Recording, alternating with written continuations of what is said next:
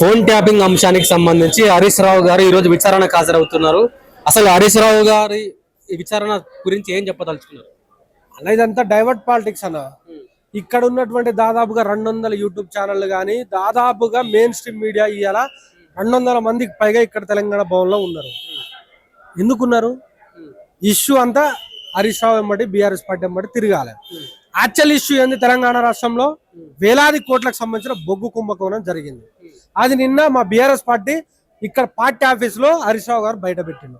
దాని గురించి మాట్లాడియకుండా ఇవాళ తెలంగాణ రాష్ట్రంలో ఉన్నటువంటి మొత్తం యూట్యూబ్ ఛానల్ కానీ మొత్తం మీడియా ఇడికి తీసుకొచ్చి పెట్టిండు రేవంత్ రెడ్డి. ఎందుకు పెట్టిండు? ఆ ఇష్యూనేమో మరుగున పడాలి.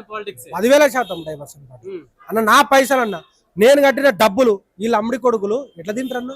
తెలంగాణ రాష్ట్రానికి సంబంధించిన డబ్బులు ఎట్లా తింటారు వీళ్ళు? కుంభకోణం రూపంలో. రేవంత్ రెడ్డి అల్లుడెవడు? రేవంత్ రెడ్డి బామ్మర్దేవాడు? కోమటిరెడ్డికి సంబంధించిన వాళ్ళకి ఎట్లా వస్తాయి టెండర్లు? బట్టి మీరు విక్రమార్క ఎవడు? నేను ఈ టెండర్ల మొత్తం రద్దు చేస్తున్నా అని చెప్పేసి వాడు చెప్పుడు ఎక్కడిది? ఏం జరుగుతా ఉన్న తెలంగాణ రాష్ట్రంలో అంటే ఈ ఇన్ఫర్మేషన్ బయటికి రాగానే ఇమీడియట్ గా నేను రద్దు చేస్తా అని చెప్పేసి బట్టి విక్రమార్క ఎట్లా అంటాడు? అంటే దాంట్లో కుంభకోణం జరగలేదా? దాంట్లో అవకతవకలు జరగలేదా? సిట్ అనేది దాని మీద జరగాలి, విచారణ అనేది దాని మీద జరగాలి. ఏబిఎన్ ఆంధ్రజ్యోతికి సంబంధించిన వేమూరి రాధాకృష్ణ రాసినటువంటి కొత్త పలుకుల దాని మీద సిట్ జరగాలి. ఇప్పుడు వాడే తప్పు రాస్తే వారి మీద చర్యలు తీసుకో. బట్టి విక్రమార్క తప్పు చేస్తే వీని మంత్రివర్గం తీసేసాయి. ఎవడు చేస్తాడు? హరీష్ రావు ఏం చేసాడు? అసలు లొట్టా పీస్ కేసురా బాబు, ఇది ఫోన్ ట్యాపింగ్ అనేది లేదు అని చెప్పేసి సుప్రీంకోర్టు అదే అన్న. నీకు రేవంత్ రెడ్డి అనేటోనికి ఇలా దెబ్బ తాకింది. ఆ దెబ్బకు మంది ఏ విధంగా పెట్టాలి? పోవాలి హరీష్ రావు మీదనో కేటీఆర్ మీదనో ఒక దుకాణం ఎల్లుర్రా భయ్య అని చెప్పేసి పంపాలి. ఆ డైవర్ట్ చేస్తే వాని దెబ్బ మాంతది. గిదా తెలంగాణ రాష్ట్రంలో చేస్తే?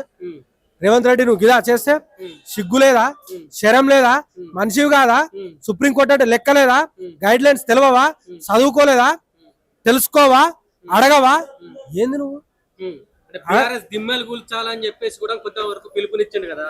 కూలువమను అని పార్టీ ఆఫీసు నేలమట్టం అయితే మా దిమ్మెలు కూలితే మాత్రం మన పార్టీ ఆఫీసు నేలమట్టం. ఏం ఎందుకు భయపడతామన్నా? బీఆర్ఎస్ పార్టీ అంటేనే పోరాటాల పార్టీది, తెలంగాణ రాష్ట్రాన్ని సాధించిన పార్టీ. ఈ గాడిదలు ఎంతలో వీళ్ళంతా ఎంతమంది అన్న. ఇలా ఇంకొకటి మీరు వాడు రేవంత్ రెడ్డి అనేటోడు ఖమ్మం సభలో ఒకటి మాట్లాడతాడు. ఏమని మాట్లాడతాడన్నా? మీ దగ్గరికి మీడియా ఛానల్ వాళ్ళ దగ్గరికి ఏమైనా ఇన్ఫర్మేషన్ వస్తే నా దగ్గరికి చర్చకు రండి, నేను చర్చిస్తా అని మాట్లాడతాడు. అరే లుచ్చ నా కొడక, నువ్వు ఎవరి కోసం పనిచేస్తున్నావు? ఇవాళ యూట్యూబ్ ఛానల్ వల్లనేమో నువ్వు బట్టలు కూడా తీసి కొడతా, బజార్లో నిలబడతా, వీళ్ళకి చదువు రాదు, వీళ్ళు ఉత్తి దద్దమ్మలు, వీళ్ళకి జర్నలిజం తెలియదు అని చెప్పేసి మాట్లాడతావు. ఆంధ్రాకి సంబంధించిన నీ బాబు గారికి సంబంధించిన మీడియా వాళ్ళనేమో నేను కూసోబెట్టి మాట్లాడతా అని చెప్పేసి న్యూ ఇయర్కి పోయి వాళ్ళకి బోకేలు ఇచ్చి న్యూ ఇయర్ విషయం చెప్తావు. ఎవరి కోసం పనిచేస్తావు? ఏం చేస్తావు నువ్వు? తెలంగాణ రాష్ట్రాన్ని ఏం మాట్లాడతావు? అంతర్గతంగా ఏం జరుగుతా ఉంది తెలంగాణలో? ప్రభుత్వాన్ని ఏం చేయాలనుకుంటున్నావు నువ్వు? ఇయ్యాల మీరు రాసి పెట్టుకోండి అన్న. తెలంగాణ రాష్ట్రంలో ఉన్నటువంటి ఈ ముఖ్యమంత్రి ఆంధ్రాకి సంబంధించిన ఏబిఎన్ రాధాకృష్ణ ఇంటికి ఎందుకు పోయిండు? దేనికోసం పోయిండు? మాట్లాడడానికి పోయిండు. ఏం మాట్లాడిండు? వీళ్ళకి సంబంధించిన అల్లుడు, బిడ్డనిచ్చిన అల్లుడు ఎవడైతే ఉన్నాడో వానికి అక్కడ ఆంధ్రలో ఉన్నటువంటి పోర్ట్ ఉంటాయి కదా, పోర్ట్లో వాటా కోసం మాట్లాడనీకని పోయిండు. ఆంధ్రాలో వాడు ఏబిఎన్ రాధాకృష్ణ చంద్రబాబు తోటి మాట్లాడుతాడు, చంద్రబాబు అదాని తోటి మాట్లాడుతాడు. ఇది వీళ్ళ దుకాణం. నువ్వు తెలంగాణ ప్రసన్నం చేసుకుంటుండన్నా. ఇవాళ రేవంత్ రెడ్డి అనేటోడు ఏం చేస్తుండు అని అంటే, చంద్రబాబుకేమో తలనొస్తే ఆయిల్ పట్టుకపోయి మసాజ్ చేస్తుండు, బాడీ నొస్తే బాడీ మసాజ్ చేస్తుండు, కాళ్ళు గుంజితే కాళ్ళ మసాజ్ చేస్తుండు. ఎవర్రా భయ్? ఎవడు ఓట్లేసిండు నీకు? ఎవరివి నువ్వు? తెలంగాణ రాష్ట్ర ప్రజలు మార్పు మార్పు అని చెప్తే నీకు ఓట్లేసి నిన్ను ముఖ్యమంత్రిని చేస్తే నువ్వు ఎవరి కోసం పనిచేస్తున్నావు? ఎవరి లాభం కోసం పనిచేస్తున్నావు? ఏడ పనిచేస్తున్నావు? ఏం చేస్తావు రేవంత్ రెడ్డి? నువ్వు ఏం చేస్తావు? తెలంగాణ రాష్ట్ర ప్రజలను గమనిస్తలేరు అనుకుంటున్నావా? అబ్జర్వ్ చేస్తలేరు అనుకుంటున్నావా? టీడీపీ వాళ్ళను భూస్థాపితం చేసినందుకు బీఆర్ఎస్ ను భూస్థాపితం చేయమని మాట్లాడతాడు వీడు. ఏ పార్టీలో ఉన్నావు నువ్వు? కాంగ్రెస్ లో ఉన్నావా? టీడీపీలో ఉన్నావా? అసలు కాంగ్రెస్ నాయకులు ఎవ్వడైనా దాని మీద మాట్లాడినా స్పందించిర్రా? తెలంగాణలో కాంగ్రెస్ ఉన్నదా? చచ్చిపోయిందా? నాయకులు ఉన్నారా? అరే నాయన, నీ ముఖ్యమంత్రి టీడీపీ పార్టీకి వంత పాడుతుర్రా బాబు. మీరు ఏం చేస్తా ఉన్నారు? వాడు మీ పార్టీ నాయకుడు కాదు. టీడీపీ పార్టీ బీజేపీ పార్టీకి సంబంధించిన రేవంత్ రెడ్డి తప్ప కాంగ్రెస్ పార్టీకి సంబంధించినోడు కాదు. మీరు అబ్జర్వ్ చేయండి అన్న, పాత కాంగ్రెస్ నాయకుల మీద ఎవ్వరి మీద కూడా, పాత కాంగ్రెస్ నాయకులు మొత్తం వాళ్ళ మీదనే మొత్తం ఎలిగేషన్స్ వస్తున్నాయి. కోమటిరెడ్డి వెంకటరెడ్డి మీద వస్తుంది, బట్టి విక్రమార్క మీద వస్తుంది, ఉత్తమ్ కుమార్ రెడ్డి మీద వస్తుంది, పొన్నం ప్రభాకర్ మీద వస్తుంది తప్ప కొత్త కాంగ్రెస్ రేవంత్ రెడ్డికి సంబంధించిన కాంగ్రెస్ టీడీపీ కాంగ్రెస్ మీద ఎవరి మీద వస్తలేదు ఎలిగేషన్స్. అబ్జర్వ్ చేసుకోండి, తెలంగాణ రాష్ట్రంలో ఉన్నటువంటి కాంగ్రెస్ పార్టీని భూస్థాపితం చేయాలని రేవంత్ రెడ్డి చూస్తున్నాడు. తస్మాత్ జాగ్రత్త, మాకంటే ఎక్కువ మీరే జాగ్రత్తగా ఉండాలని చెప్పేసి మేము అంటున్నాం. అంటే ట్రాఫిక్ చలాన్లకు సంబంధించి అకౌంట్ జమ చేస్తా అని చెప్పేసి అది ఎట్లా కూడా వచ్చేసలు ఇగో ఏమనేటట్లేదన్న, ఆయన తిట్టి తిట్టి నోరంతా పోతుందన్న. ఏం చేయాలి మేము? ట్రాఫిక్ చలాన్లకు సంబంధించిన అకౌంట్ లింక్ చేయమని మాట్లాడుతున్నాం. అరే నాయన రేవంత్ రెడ్డి, నువ్వు నాకు రావాల్సినటువంటి 2 లక్షల ఉద్యోగాలు ఇస్తలేవు, మరి నువ్వు ఏ చలాన్ కడతావు భయ్? నాకు నిరుద్యోగ వృత్తి ఇస్తా అని చెప్పినావు, ఏమైంది? దాని గురించి నిన్ను అడగాలి కదా. నేను నీకు ఎలాంటి చలాన్ వేయాలి? నేను తెలంగాణ రాష్ట్రంలో రోడ్లు బాగాలేవు, దాని గురించి నీకు ఎలాంటి చలాన్ వేయాలి? తెలంగాణ రాష్ట్రంలో మహిళలకు రక్షణ లేదు, నేను ఎలాంటి చలన వేయాలి? నిన్ను ఒకసారి తెలంగాణ రాష్ట్ర సాధారణ పౌరునిగా నేను ఎలాంటి చలన వేయాలంటే నమ్మాను. దీని గురించి మాట్లాడకుండా ఏదో మాట్లాడతాడు, ఏదో చేస్తాడు. ఆయనకు ఒకటి రాసిస్తే ఒకటి మాట్లాడతాడు, పూనకం వచ్చినట్టు ఓ అన్నట్టు. ఏందది రేవంత్ రెడ్డి? నువ్వు ఒక మంచి తెలంగాణ రాష్ట్రము, తెలంగాణ అంటేనే హైదరాబాద్ మన దేశంలోనే నంబర్ 1 రాష్ట్రం. అలాంటి రాష్ట్రానికి నువ్వు ముఖ్యమంత్రి అయ్యా, ఏం చేస్తారో కనీసం ఒక్కసారి 2034 వరకు నేనే ముఖ్యమంత్రి ఉంటా అని చెప్పేసి అంటున్నాడు. ఏముంటాడు కావచ్చు, ఏమనికెరక ఎట్లుంటాడు చెప్పు. 2 సంవత్సరాలకే చెమటలు పడుతున్నాయి, 2 సంవత్సరాలకే జనాలలో ఏం మాట్లాడో అర్థం కావట్లేదు. ఇంకా 10 సంవత్సరాలు దేవుడు ఎరుగు. జనాలు చూసుకుంటారు కదా, ఎట్లా కొట్టాలి, ఎట్లా వాత పెట్టాలి, కర్రు కాల్చాలా లేకపోతే ఇంకేమైనా కాల్చి లోపల నూకాలా, లేకపోతే ఏమున్నదన్నా. నువ్వు ఇదే లెజెండ్ కి సంబంధించిన లోగో, ఇదే కెమెరా పట్టుకొని పోదాం పార్నా. రేవంత్ రెడ్డి ఊళ్ళకే పోదామా, కోమటిరెడ్డి ఊళ్ళకే పోదామా, బట్టి విక్రమకి ఊళ్ళకు. ఏ ఒక్కడైనా సంక్షేమం గాని అందిందని, నేను సుఖంగా ఉన్నానని ఎవడైనా మాట్లాడితే నేను దేనికంటే దానికి సిద్ధం. ఎవ్వరు కూడా లేరు. తెలిసింది కదా, మొన్న సర్పంచ్ ఎన్నికలలో దాదాపుగా 45% బీఆర్ఎస్ పార్టీకి సంబంధించిన సర్పంచులు గెలిచిరన్నా. వ్యతిరేకత లేదా? వ్యతిరేకత. మేము బీఆర్ఎస్ పార్టీ గవర్నమెంట్ లో ఉన్నప్పుడు దాదాపుగా 5 నుంచి 7% కాంగ్రెస్ పార్టీకి సంబంధించిన సర్పంచులు గెలిచిర్రు. అలాంటిది వాళ్ళు గవర్నమెంట్ లో ఉన్నప్పుడు మేము 45 నుంచి 50% గెలిచినామన్నా. వ్యతిరేకత లేదా? మున్సిపల్ ఎన్నికలలో చూడు నువ్వు. అందుకోసమే మున్సిపల్ ఎన్నికలలో ఇలాంటి ఒక హైడ్రామా క్రియేట్ చేస్తే ఒక 2-3 ఓట్లు అటు ఇటు పోతాయి కావచ్చు అని చెప్పేసి ఏదో దుకాణం పెట్టింది తప్ప ఏది ఉండదు. తెలంగాణ రాష్ట్ర ప్రజలు విఘ్నులు, మేధావులు, చైతన్యవంతులు. కాబట్టి ఇలాంటి డైవర్ట్ పాలిటిక్స్ వాళ్ళు చాలా తొందరగా పసిగడతారు. తస్మాత్ జాగ్రత్తగా అని చెప్పేసి మేము హెచ్చరిస్తాం. గతం నుంచే ఫోన్ ట్యాపింగ్ మీద పెద్ద ఎత్తున ఆరోపణలు కూడా చేస్తున్నారు ఇటు కాంగ్రెస్ పార్టీ. సుప్రీంకోర్టు కూడా దీనికి క్లీన్ చిట్ ఇచ్చింది. అయినా విచారణకు మళ్ళీ పదే హాజరు కావడానికి చేస్తున్నారు కాంగ్రెస్ పార్టీ. ఏం చెప్తారు? ఓటుకు నోటు దొంగ రేవంత్ రెడ్డికి హరీష్ అన్న అంటే భయం.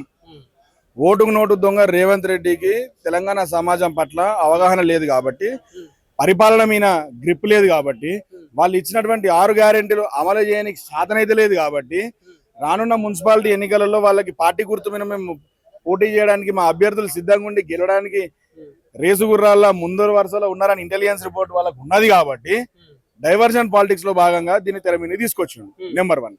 నెంబర్ 2, ఓటుకు నోటు రేవంత్ రెడ్డికి ఏంటిదంటే ఆయన ఓటుకు నోటు దొంగ. వాళ్ళ చంద్రబాబు నాయుడు డైరెక్షన్ లో పనిచేస్తున్నాడు. ఢిల్లీకి పోవాలి, నరేంద్ర మోడీ కాలు మొక్కాలి, చంద్రబాబు నాయుడు దగ్గరికి పోవాలి, నా సీట్ కాపాడని చెప్పాలి.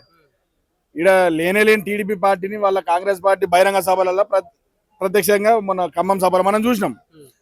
డైవర్షన్ చేయాలి, ప్రజల యొక్క అటెన్షన్ ని డైవర్ట్ చేసి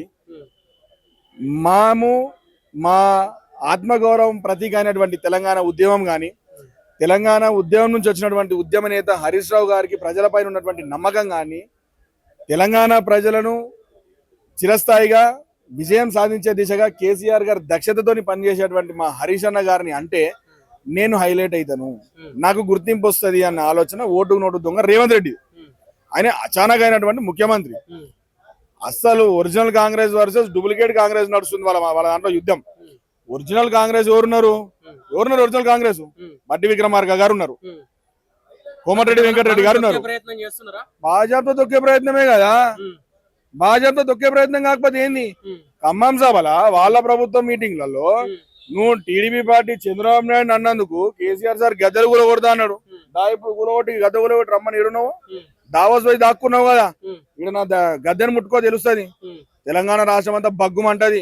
తెలంగాణ ప్రజలు చైతన్యవంతులు, తెలంగాణ ప్రజలు విజ్ఞానవంతులు. ఎప్పుడు ఏ రకంగా ఏ నిర్ణయం తీసుకోవాలో అని చెప్పేసి వాళ్ళు సిద్ధంగా ఉన్నారు. వాళ్ళు నమ్మిర్రబ్బా. వీడు ఏదో చేస్తాడు, మేము 4,000 అన్నాము, వాడు 6,000 అన్నాడు, మేము ఉద్యోగాలు అన్నాము, నేను ఇది చేస్తా మహాలక్ష్మి అన్నాడు, 2,500 ఇస్తామన్నాడు, విద్యార్థులకు జాబ్ క్యాలెండర్ అన్నాడు. అయ్యో ప్రజలేమో చేస్తారు అనుకున్నాడు. ఏమైందన్న ఇవాళ ఏడిపోయిందన్న? సింపుల్ ఫండ్ అన్న, సింపుల్ లాజిక్ అన్న. మొన్న సర్పంచ్ ఎలక్షన్స్ అయినాయి, మా పార్టీ గుర్తయితే లేదు కదా, మా కేసీఆర్ సార్ ఫేస్ ఉన్నది, మా కేసీఆర్ సార్ తయారు చేసే సైనిక వర్గం ఉన్నది. 46% మేము సీట్లు కొట్టినామా లేదా? మా పార్టీ గుర్తు లేకుండా. ఎస్, ఇప్పుడు అర్బన్ ఏరియాస్ లో ఎలక్షన్స్ ఉన్నాయన్న, ఇదే గుర్తు తీసుకొని పోతామన్నా, ఇదే కారు గుర్తుకొని పోతామన్నా, మీ ఇంటికే వస్తాం, మీ అమ్మని అడుగుతాం, అమ్మ నమస్తే అమ్మ, మాది బీఆర్ఎస్ పార్టీ, మాది కారు గుర్తు, ఈ రాష్ట్ర ప్రభుత్వం మీకు నెలకు 2,500 రూపాయలు ఇస్తా అన్నది, 2 నెలల అర్థమైంది, 2 ఏళ్ళు అయింది, 2,500 2,500 లెక్క పెట్టుకో, నీకు 50,000 రూపాయల దాకా నీకు లెక్క వచ్చింది. నీ ఇంటికి చేయి గుర్తోడు వస్తే నీ పైసలు కట్టినాకనే ఓటేస్తా అని చెప్పు. ఒకటి, మీ చెల్లెని అడుగుదాం, చెల్లెమ్మ నువ్వు చదువుకున్నావు బిడ్డ, నీకు జాబ్ క్యాలెండర్ ఇస్తా అన్నాడు, కొత్తగా నోటిఫికేషన్ ఇస్తా అన్నాడు, నీకు స్కూటీ ఇస్తా అన్నాడు, పీజీ చదువుకున్న విద్యార్థులకు, డిగ్రీ అయిపోయిన విద్యార్థులకు, ఇంటర్మీడియట్ అయిపోయిన విద్యార్థులకు స్కాలర్షిప్లు ఇస్తా అన్నాడు, విద్యాజ్యోతుల పథకం పెడతా అన్నాడు, ఎవరన్నా మన బస్తీలలో దళిత వాడకట్టు ఉంటే పిల్లలకు అంబేద్కర్ అభయజ్యోతి స్కీమ్ కింద దళిత బంధు పథకం ఇస్తా అన్నాడు. ఇవన్నీ వచ్చినాయని చెప్పేసి మీ ఊర్లో అడుగుదాం. ఒకవేళ తప్పున నాకు మహిళలకు 2,500 ఇచ్చినట్టు కానీ, రైతులకు రైతు బంధు డబ్బులు సంపూర్ణంగా ఏ కాలానికి ఏ మాసానికి వాళ్ళకి డబ్బులు వేసినా గానీ, రైతులకు బోనస్ ఇచ్చినా అని తెలిపినా గానీ వాళ్ళ కోటేరు. సో వాళ్ళ బాజాప్తుగా మహిళలకు 2,500 రూపాయలు ఇస్తారంటే వాళ్ళకి వేసుకోను. ఇప్పుడు మున్సిపల్ ఎలక్షన్స్ రేపు కాక ఉన్నాయి కదా, ఈ 15వ తారీఖు లోపల ఒడగొడతా అంటున్నావు కదా. ఎలక్షన్ సంబంధించి ఇప్పటికీ ఇటు చీరల పంపిణీ, మహిళలకు వడ్డీ లేని రుణాలు ఇస్తున్నారు. ఎందుకు అంటే ఎన్నికల ముందు ఇవ్వడానికి కారణం? చిన్న ఎగ్జాంపుల్ అన్న, మంచి ప్రశ్న అడిగినాం. మా ప్రభుత్వం ఉన్నప్పుడు మా ఆడపడుచులకు బతుకమ్మ పండుగ సందర్భంగా మేము చీరలు ఇచ్చినామన్నా. ఇప్పుడు ఏ పండుగ ఉందన్నా? ఇప్పుడు ఏ పండుగ ఉందన్నా? ఎన్నికల పండుగ ఉన్నది. వీడు ఏం చేస్తాడు? ఓట్లకు రైతు బంద్ చేస్తాడు, ఓట్లకు ఈ వడ్డీ లేని రుణాలు అంటాడు. చీరలు ఇచ్చినావు కదన్నా, మొన్న సిరిసిల్లకు వచ్చి ఆర్డర్ తీసుకున్నావు, మొత్తం అన్ని చీరలన్నీ నీకు రెడీ ఉన్నాయి అన్నావు కదన్నా. ఊర్లలో ఇచ్చినప్పుడు మరి అర్బన్ ఏరియాస్కి ఇచ్చేసి అయిపోతున్నాయి కదన్నా, అప్పుడు ఎందుకు ఇవ్వలేదన్నా? అంటే అప్పుడు ఇక్కడ ఓట్లు లేవు కదా. మాది సిద్దిపేట అన్న, మా సిద్దిపేట పక్క పొంటి చిన్న కోడూరు ఉంటది. చిన్న కోడూరులోనేమో మహిళలకు చీరలు ఇచ్చిర్రు, సిద్దిపేట టౌన్ లోనేమో మహిళలకు చీరలు లేవు. అంటే ఆ మహిళలకు ఆత్మగౌరవం ఉన్నట్టు మా మహిళలకు ఆత్మగౌరవం లేనట. రేపు ఓట్లు రాని చీర చింతకు కడతారు. అంటే చీరలకు వాళ్ళు ఏదో నాకు గిఫ్ట్ ఇచ్చిరనో, లేకపోతే వడ్డీ లేని రుణం నాకు ఇచ్చిరనో. మా ప్రజలు విఘ్నులన్నా, వాళ్ళు కర్రు కాదు వాళ్ళు వాత పెట్టడానికి సిద్ధంగా ఉన్నారు. మరీ ముఖ్యంగా మా హరీష్ అన్న జోలికి వస్తే మాత్రం మేము మా యువజన విద్యార్థి విభాగం పక్షాన మేము చూస్తూ ఊరుకోవడానికి సిద్ధంగా లేము. 100% బాగా చేస్తా. ఉన్న సిద్దిపేట తీనే ఉన్నది కదా, ఉన్న సిద్దిపేట తీనే ఉన్నా. అడ్డుకున్నారన్న, పోనీయలేదు. ఎందుకు అడ్డుకుంటారన్న? ఇది మా తెలంగాణ భవన్, హరీష్ అన్న బండిని ఒకరిని పంపించారు. ఒకవేళ నీకు భయమే లేకపోతే ఎందుకు హరీష్ రావు గారిని టార్గెట్ చేసుకోవడం? అంటే ఐడెంటిఫికేషన్ అన్న, వాళ్ళు ఎవరు గుర్తుపడతలేరు కదా. ఇప్పుడు హరీష్ అన్న అంటే ఆయనని అరే రేవంత్ రెడ్డి అట ఓటు నోటు కింద నోటీస్ ఇచ్చినట అని పేరు తెచ్చుకోనికి, నీతో ఊరు కాలేదు పీరు లేవది. నేను మళ్ళీ రిపీట్ చేస్తున్నా మా తెలంగాణ భవన్ సాక్షిగా, నీతో ఊరు కాలేదు పీరు లేవది. మా గద్దరు ఊరగొడతా అన్నావు కదా, నువ్వు ముట్టుకొని చూడు మున్సిపాలిటీ ఎన్నికల నీ ఈ పంద వాళ్ళు తింటారు, ఉరికిచ్చి తంతారు నేను. మీ సిద్దిపేట జిల్లాలో లేకుండా చేసే ప్రయత్నాలు ఏమైనా జరుగుతున్నాయి? రమ్మని మా సిద్దిపేట చూద్దాం సంగతి ఏందో. ఎందుకంటే జిల్లాల అన్న చిన్న ఎగ్జాంపుల్ అన్న, సరే మీరు చదువుకున్న వాళ్ళు, మీరు ఉస్మాన్ యూనివర్సిటీ విద్యార్థులను మేము అనుకుంటున్నాము. చిన్న మాట చెప్తా అన్న, మా Siddipet district head quarter Sangareddy ఉండే అన్న. ఏ చిన్న పని కావాలన్నా సంగారెడ్డికి పోవాలి. మా కేసీఆర్ గారు, మా తెలంగాణ రాష్ట్ర ప్రదాత, మా తెలంగాణ తెచ్చినటువంటి మా దేవుడు మా కేసీఆర్ సార్ ఏం చేసిండన్న? ప్రజలకు పరిపాలన బాగుండాలి, వాళ్ళకి అందుబాటులో ఉండాలని చెప్పేసి అని పరిపాలనా కేంద్రాలు నూతన జిల్లాలు ఏర్పాటు చేసిండన్న. నూతన జిల్లాలు ఏర్పాటు చేయడంతో పాటు IDOC integrated district officers complex, collector ఆఫీసులు కట్టిండు, ఎస్పీ ఆఫీసులు కట్టిండు, ప్రజలకు పరిపాలన దగ్గర చేసిండు. ఇప్పుడు నువ్వు గులగొడతా అంటే మేము చూస్తూ కూర్చుంటాం అని మేము గాజులు వేసుకున్నామా? నువ్వు ముట్టుకొని చూడు, నువ్వు రద్దు చేసి చూడు, సిద్దిపేట జిల్లా నువ్వు రద్దు చేసి చూడు. మా హరీష్ అన్న జోలికి వస్తే నువ్వు ముట్టుకొని చూడు ఒకసారి. ఊకుంటాం అనుకుంటున్నా? తలగోరుతో నువ్వు నెత్తికొక్కుంటున్నావు. గతంలో కూడా గట్లనే ఒకడు తెలంగాణతో గోక్కున్నాడు, ఒకడు కొనేలే పావురాల గుట్ల పావురమే వేయండి ఒకడు తెలంగాణతో గోక్కొని. నువ్వేదో నేను ఇది చేస్తా అది చేస్తా కూర్చుంటా, నేను చేసిందే రాజ్యాంగం, నేను చేసిందే వేదం అంటున్నావు. నీకు ఉన్నది ఇంకా 2 నెలలే, ఇంకా 2 ఏళ్ళే. చూస్తున్న 3 ఏళ్ళ దగ్గరకు వచ్చినాయి, ఇంకా 2 ఏళ్ళే ఉన్నది. నువ్వు ఏం చేసినావు? 2034 వరకు నేనే సీఎం అంటున్నాడు కదా. కలలు కనన్నా కనీసం కలన కానంతి ప్రాక్టికల్ వచ్చేది మేమే కదా. కలలు కనంతి ఫ్రీ ఆఫ్ కాస్టే కదా. వాడు అంతకు మించి ఇంకేం చేస్తాడు? చిన్న ఎగ్జాంపుల్ అన్న, హరీష్ అన్న అంటే ఆయనకి వెన్నులో వణుకు పుడుతుందన్న. ఎందుకంటే హరీష్ అన్న కాళేశ్వరం కట్టిన దాంట్లో కేసీఆర్ సార్ దిశానిర్దేశంతో కేవలం ఒక 2 పిల్లర్లు డ్యామేజ్ అయితేనే కొట్టుకపోయింది, కూలిపోయింది అన్నావు. నీకు నిజంగా అకలుంటే, నీకు నిజంగా నీ దమాకుల బ్రెయిన్ ఉంటే, నీకు కొంచెం జర నువ్వు తెలివి కలను అయితే కాళేశ్వరం కొట్టుకపోయింది, కూలిపోయింది అన్నావు కదా. మరి మలనా సాగర్లోకి వెళ్ళి నీళ్ళు ఎట్లా తీసుకుపోతున్నావు? ఆయన మూసీకి డైవర్ట్ చేస్తా అన్నావు కదా. 3వ టీఎంసీ కింద మేము నీళ్ళు తీసుకొచ్చినాం కదా. అవతల పక్కన బసాపూర్ గంధమల్లకి నీళ్ళు ఇచ్చేది మేమే కదా. మరి నువ్వు నీళ్ళు గోదావరి నీళ్ళు మా మలనా సాగరే లేకపోతే, మా కేసీఆర్ సార్ కట్టిన రంగనాయక సారే లేకపోతే, మా కేసీఆర్ సార్ కట్టిన కొండపోచమ్మ రిజర్వాయరే లేకపోతే, మా కేసీఆర్ సార్ కట్టిన అందగిరి పోచమ్మ రిజర్వాయర్ లేకపోతే నీ గోదావరి నీళ్ళు ఎక్కడి? మాది మెట్ట ప్రాంతం అన్న, సముద్ర తీర ప్రాంతానికి 636 అడుగుల హైట్ లో ఉంటామన్నా. ఎడారి ప్రాంతంలో వెనకడికి నీళ్ళు లేకుండా అన్న అందరు దుబాయ్ మస్కడ్ పోయి బతకపోయారన్న. ఇలా కొద్దిగా గొప్ప నీళ్ళు వస్తున్నాయి, ఇంత యోసం చేసుకొని బతుకుదామని చెప్పేసి అని సస్యశామలమైంది కదన్న. పంట ఈల్డింగ్ శాతం పెరిగింది కదన్న. ఏం చేసినావు? కాళేశ్వరం ప్రాజెక్ట్ కింద ఘోష్ కమిషన్ అని వేసినావు. ఎటువైందన్న ఘోష్ కమిషన్? ఏం చెప్పిందన్న? నీకు అనుకూలంగా ఇచ్చింది. అసెంబ్లీలో తీర్మానం పెట్టి అందరం కలిసి నిర్ణయం తీసుకున్నాం. సప్పలు కొట్టుకోరు, అందరు కలిసి సప్పలు కొట్టుకోరు. ఏమైతుంది మీతోని? ఇంకో 2 నెలలు అయితే మా ప్రభుత్వమే వస్తుంది కదా. వచ్చినట్టు తీసాంతే, అప్పుడు ఊకుంటామా? ప్రతిదీ బరాబర్ అన్ని నోట్ చేసుకుంటున్నాము. మీరు ఏం చేస్తున్నారు? మీరు ప్రజలను ఏ రకంగా డైవర్ట్ చేస్తున్నారు? మీరు ప్రజలను ఏ రకంగా ఇబ్బందుల పాలు చేస్తున్నారు? రైట్, ఎవరైనా నా లెక్క మాట్లాడిన అనుకో కేసులు చేస్తారు.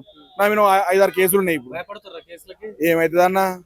సచ్చినాడు యాద్ చేస్తారు. అరే భయ్ వీడు బీఆర్ఎస్ పార్టీ కోసం కొట్లాడిండు, వీడు బీఆర్ఎస్ పార్టీ కోసం, హరీష్ అన్న కోసం, కేసీఆర్ కోసం, పార్టీ కోసం కొట్లాడిర్రు.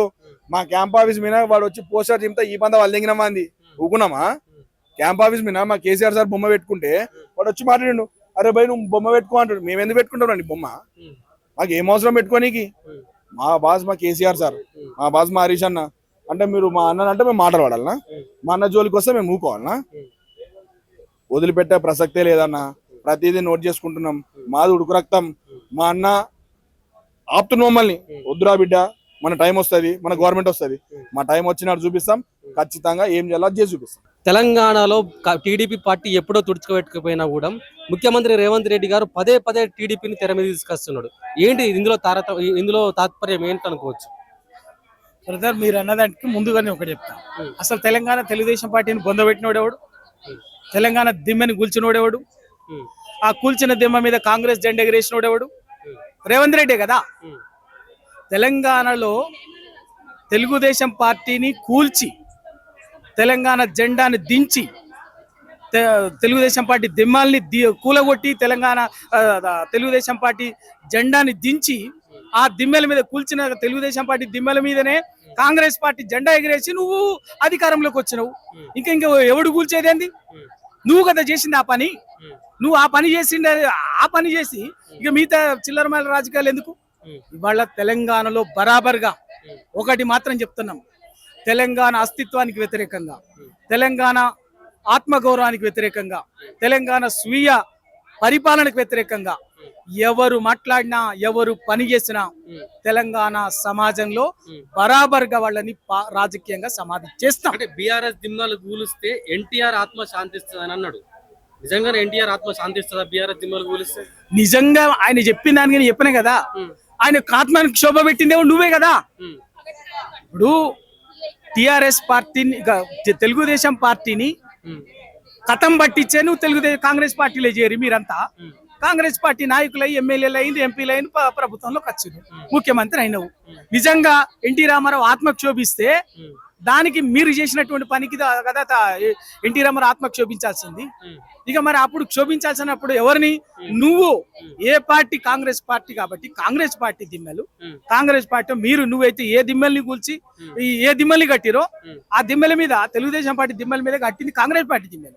కాంగ్రెస్ పార్టీ కొడంగల్లోనే నువ్వు తెలుగుదేశం పార్టీని కథం పట్టించి నువ్వు కాంగ్రెస్ పార్టీ ఎమ్మెల్యే అయినావు. అయిపోయాక నువ్వు నీ కొడంగల్లోనే తెలుగుదేశం పార్టీని బొందబెట్టినోడెవడు? నువ్వే కదా. మరి అప్పుడు నిన్ను బొందబెడితే, నిన్ను రాజకీయంగా బొందబెడితే, నీ పార్టీని బొందబెడితే ఎన్టీ రామారావు ఆత్మ శాంతిస్తుంది. ఇంకా అంతకంటే ముందు మాట్లాడితే అసలు ఎన్టీ రామారావు మాత ఎప్పుడు ఆత్మక్షోభించింది? ఎన్టీ రామారావు నుంచి పార్టీని గుంజుకొని మీ నాయకుడే కదా, చంద్రబాబు నాయుడు కదా. ఎన్టీ రామారావు తిట్టిపోయింది కదా, తాస్తుడు అన్నాడు, దుర్మార్గుడు నా చంద్రబాబు నాయుడు అన్నాడు. నన్ను హింస పెట్టిండని బతికుండగానే మాట్లాడి ఉన్నాయి కదా ఆయన ఇంటర్వ్యూలు మాట్లాడింది కదా. ఆయన నుంచి పార్టీని గుంజుకుంది మీరు కదా, గుంజుకొని పెట్టినటువంటి వాడి. ఇంకా నువ్వు ఇంకా ఇవాళ తెలంగాణ పార్టీ, తెలంగాణ రాష్ట్ర సమితి తెలంగాణ అస్తిత్వానికి ప్రతీక, తెలంగాణ ఆత్మగౌరవానికి ప్రతీక. ఎవరు ఏమైనా మాట్లాడవచ్చు. తెలంగాణకు ఒక ధైర్యం, తెలంగాణకు ఒక పెద్ద దిక్కు. అటువంటి టిఆర్ఎస్ పార్టీ దిమ్మలు గులుస్తామంటే, టిఆర్ఎస్ పార్టీ ఇంకేదో చేస్తామంటే ఊరుకుంటారా? అదే మీరన్న భాషలోని అదే 100 మీటర్ల లోతుల మీ పార్టీ మిమ్మల్ని దానికి ఆ దుస్సాహసం చేసేటువంటి వాడిని అదే 100 మీటర్ల లోతుల రాజకీయంగా సమాధి చేస్తుంది తెలంగాణ సమాజం. ఎవడు ఊరుకోడి. ఒకవైపు జల వివాదాల నేపథ్యంలో కాంగ్రెస్ పార్టీకి టీడీపీ పార్టీకి పెద్ద ఎత్తున ముదురుతుంది పంచాయతీ. ఈ నేపథ్యంలో పదే చంద్రబాబును నెత్తి మీద పెట్టుకోవడం ఎంతవరకు కరెక్ట్? అసలు కాంగ్రెస్ పార్టీకి తెలుగుదేశం పార్టీకి చంద్రబాబుకి ఏం ముదురుతలేదు. ఇదే రేవంత్ రెడ్డి కాంగ్రెస్ ముఖ్యమంత్రి చంద్రబాబు నాయుడుకు గోదావరి జలాలని వాళ్ళ గోదావరి నుంచి బనకచెర్ల పేరు మీద బాజాప్తా గోదావరి నదిని అప్పచెప్తున్నాడు. అంతేకాకుండా నరేంద్ర మోడీ కోసం అక్కడి నుంచి బనకచెర్ల నుంచి తమిళనాడుకు గోదావరి జలాన్ని తీసుకుపోయిందని అప్పచెప్తున్నాడు. ఇవాళ టిఆర్ఎస్, కేసీఆర్ గారు, హరీష్ రావు గారు, కేటీఆర్ గారు, టిఆర్ఎస్ నాయకత్వం అంతా కూడా కాంగ్రెస్ పార్టీ ముసుగులో కాంగ్రెస్ పార్టీ కండవు కప్పుకొని ముఖ్యమంత్రి అయినటువంటి రేవంత్ రెడ్డి తెలుగుదేశం ముఖ్యమంత్రిగా పనిచేస్తున్నాడు తప్ప కాంగ్రెస్ ముఖ్యమంత్రిగా పనిచేస్తలేడు. చేస్తూ చంద్రబాబు నాయుడు అవసరాల కోసం తెలంగాణ ప్రయోజనాలను బలిపెట్టి తాకట్టు పెట్టి ఆంధ్ర ప్రయోజనాల కోసము చంద్రబాబు నాయుడు రాజకీయ ప్రయోజనాల కోసం పనిచేస్తున్నటువంటి వాడు రేవంత్ రెడ్డి. దాన్ని ఎప్పటికప్పుడు ప్రజాక్షేత్రంలో ఎండగడుతూ నిలదీస్తూ చీల్చి చెండాడుతూ తెలంగాణ హక్కుల పరిరక్షణ కోసం పనిచేస్తున్నది టిఆర్ఎస్ నాయకత్వం.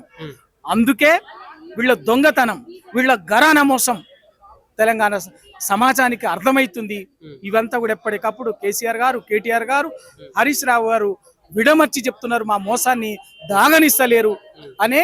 ఇవాళ సందర్భం వచ్చినప్పుడల్లా ఆ పేరు మీద 2 నెలలకు ఓసారి విద్యుత్ ఒప్పందాల మీద విచారణ అన్నారు, ఓసారి కాళేశ్వరం మీద విచారణ అన్నారు, ఓసారి ఈ కార్ రేస్ మీద విచారణ అన్నారు, ఇవాళ ఫోన్ ట్యాపింగ్ మీద విచారణ అని చెప్పేసి ఈ పేరు మీద కాలయాపన చేయడమే తప్ప విచారణల పేరుతోని అష్టదిగ్బంధనం చేస్తే బీఆర్ఎస్ పార్టీ ఎక్కడన్నా భయభ్రాంతులకు గురవుతుంది. అసలు కనిపించిందా నీకు? ఎక్కడన్నా అనిపించిందా? వీళ్ళ ఉదయం చూసింది కదా, టిఆర్ఎస్ కార్యకర్తలు తెలంగాణ ఉద్యమం నుంచి వచ్చినటువంటి వాళ్ళు, ఉద్యమం నుంచి ఎదిగి వచ్చినటువంటి వాళ్ళు, ఉద్యమం నుంచి ఇటువంటి కుట్రలు కుతంత్రాల్ని, దుష్ట పన్నాగాల్ని, దాష్టికాన్ని, చిల్లర మల్లర వ్యవహారాల్ని అన్నిటినీ 2 దశాబ్దాలుగా చూసినటువంటి వాళ్ళు, వాటన్నిటిని ఎదిరించి ఛేదించి తెలంగాణ రాష్ట్రాన్ని సాధించినటువంటి వాళ్ళు. వాళ్ళ మీ దుష్ట పన్నాగాలు చెల్లుబాటు అయితే లేవు కాబట్టి మళ్ళీ ఎప్పటికప్పుడు డైవర్షన్ పాలిటిక్స్ పేరు మీద చిల్లర మల్లర వ్యవహారాలు చేస్తున్నాం. దేనికి భయపడేది లేదు. ఇటువంటి ఎన్ని చేసినా ఈ కుతంత్రాలని 100 మీటర్ల లోతుకు తొక్కుతమే తప్ప భయపడేది లేదు.